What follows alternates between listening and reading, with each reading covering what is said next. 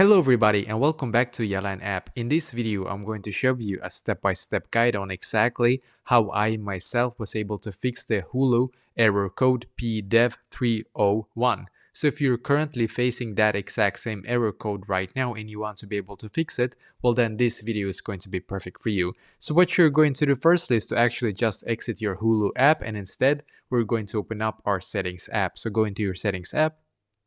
And as you can see, you should now be taken to this page right here. Scroll down in here and then click on General.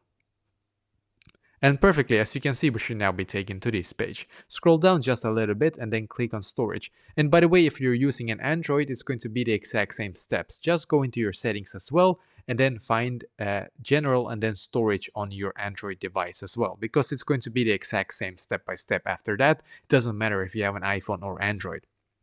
So now we're just going to scroll down in here and then we're going to find the Hulu app in here. So keep scrolling down. I think it should be all the way down here actually. So I'm just going to keep scrolling down. See if I can find it. Oh, here it is. Perfectly. The Hulu app is here. So what I'm going to do now is to just click on Offload app and then once again click on Offload app in here. And I'm just going to wait a couple of seconds and then I'm going to click on the blue button here again.